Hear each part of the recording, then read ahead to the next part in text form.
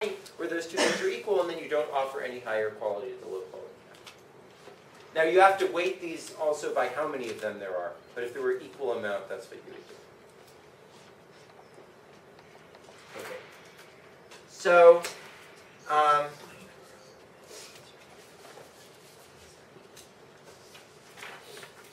price discrimination can also take some sort of related forms to this, but that are more specific and aren't exactly the same as second-degree price discrimination. So, some of these achieve basically the first best. They're just as good as perfect price discrimination. So one example of that is bundling. So imagine that there's two pieces of software, Excel and Word, right? And some people are more business people, they like Excel better than Word. And some people are more consumers, they like Word better than Excel. But imagine that everyone is willing to pay $400 for both of them put together, right? Then if the monopolist sells the two ones separately, they're going to have like a downward sloping demand curve, there's going to be some distortion, there's going to be some consumer surplus, etc., right? But if they sell them together, everyone is willing to pay $400. So they can just charge $400, get all the consumer surplus, and have no distortion, right? So that's going to be much better for them, right? If by putting different goods together, we make the values that people have for them more homogeneous, then we're going to be able to extract more of consumer surplus with less dead weight loss by packaging things together. And that's a major reason for bundling of products. Another extreme version of bundling is what's called a two-part tariff. So think about Club Med. Like Club Med, you pay a fixed price to get like all these services that are available at Club Med, right? And the reason is that we don't want you to go there and constantly be like having less fun at Club Med because you're like, oh, I can't go to the beach too much because it's too expensive. Oh, I can't go out to the restaurant too much, it's too expensive.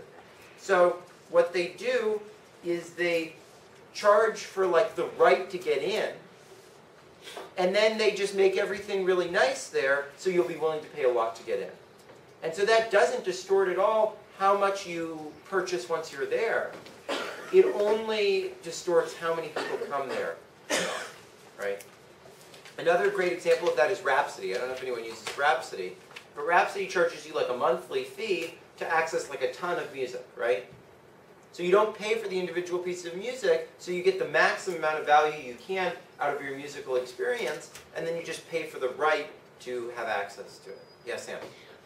The first one, bundling, is that the reason why when you're looking at like flights, some of the round trips will be cheaper than the one way? Yeah, so that's a very good example. So well, basically, I mean, I think that's somewhere between second-degree price discrimination and this. So it might be that people who go one way are willing to pay more than people who go round trip. Or it could be that people are willing to pay more for one leg of the trip and less for the other leg of the trip, and by bundling them together you get something that's more constant. So either of those things could be a good explanation for that type of situation. Yeah, go ahead. Personal site licenses fit into this? Is it kind of like a two-part tariff? Personal site, what? Yeah, like say you're going to buy season tickets at like I don't know, like for the New York Giants or something. Yeah. Or like you pay a price like up front for like the right to buy season tickets later, like for that seat. Yeah, I think that's a good example of a two-part tariff. I think it's because people might be very idiosyncratic in terms of how much they're willing to pay for an individual game, because different days are important to different people. They're like convenient or not convenient. But it might be that the overall price that people are willing to pay for the season is much more common across the population, and so you can get a better sense of that, and therefore charge a better price. So the key is you want to bundle things in such a way that you know better how much people are willing to pay for the bundle. If you don't know what people are going to be willing to pay for a given bundle, you're not going to want to do that. So that's like the logic of bundling. Yeah, Everett? Why do they use the word tariff to describe this? I feel like that's not like a really good word to use. Tariff, traditionally in economics, just meant the price. In fact, if you read old books from if you read Shakespeare or something, he talks about tariffs for various things, because that's the old English word for sort of price. But now, price has come to mean more of a uniform price, and so people call it nonlinear tariffs, to refer to like a generalized notion of a price.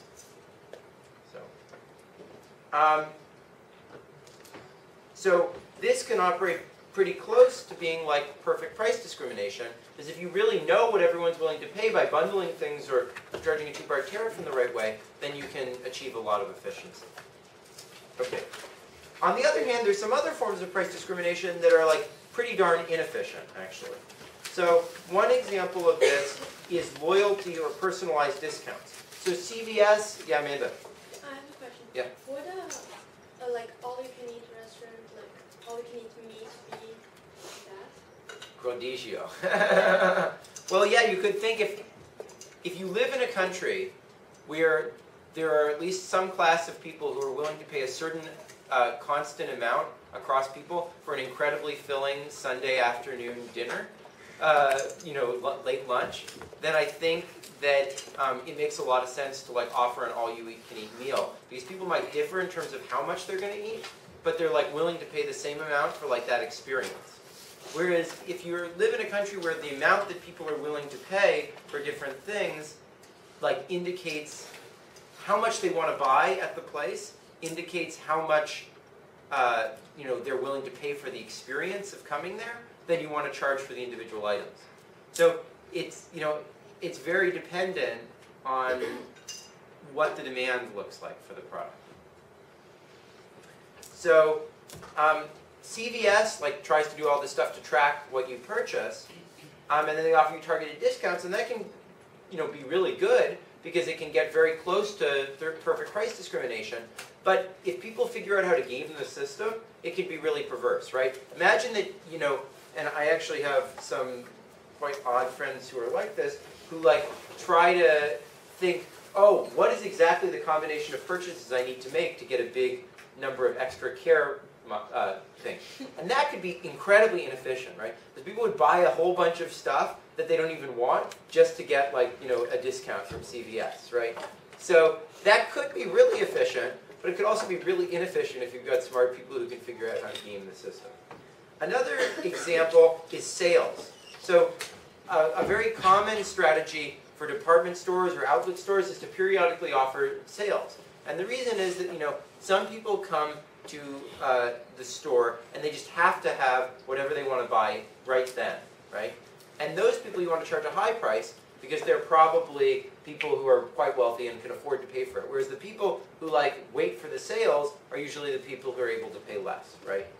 And in fact, that's one reason that we have outlet stores at all. It's not intertemporal, but you have an outlet store out in the boonies, and the people who are willing to pay, who waste a lot of their time in order to get cheap clothes, go out to the outlet store.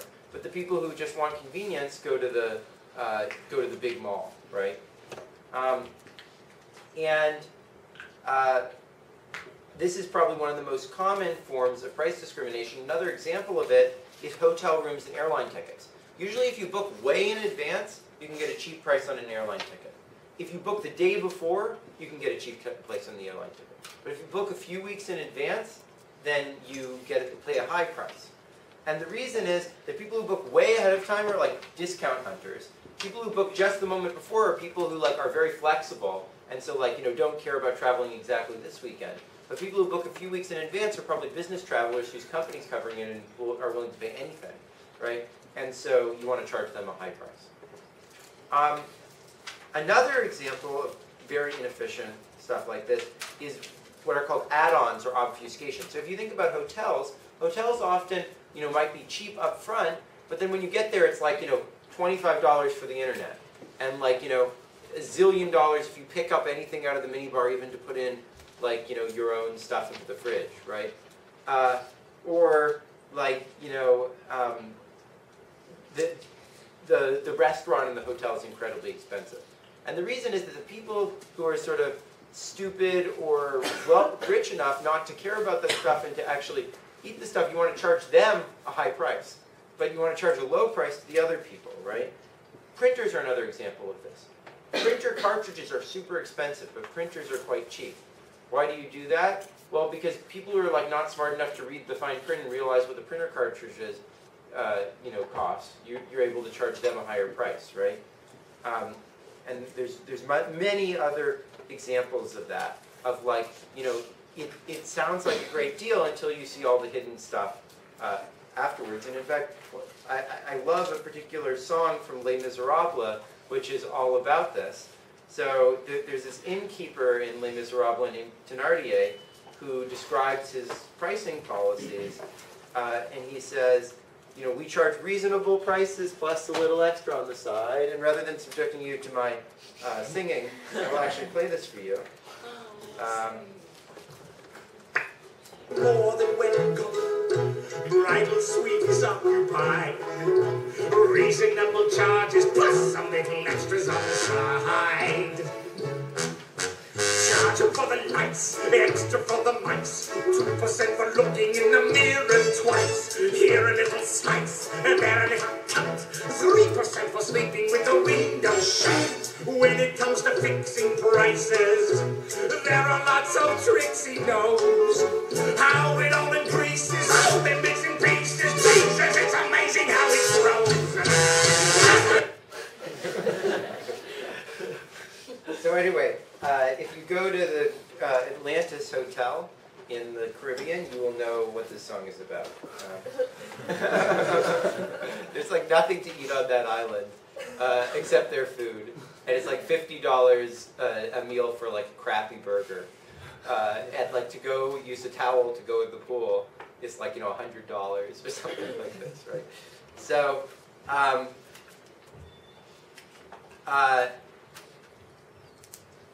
sometimes you can see pricing like this for reasons that really aren't price discrimination.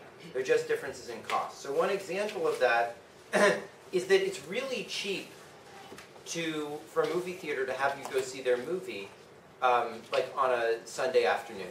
That's the reason why they offer matinee prices. It really has nothing to do with price discrimination, right? It's just that if nobody's going to the movie at that point, you know, there's just no cost for them having you there. Whereas if you come on a Saturday night and the movie's going to be sold out, then there's a huge cost for you to be there because you're taking the spot that someone else might have, right?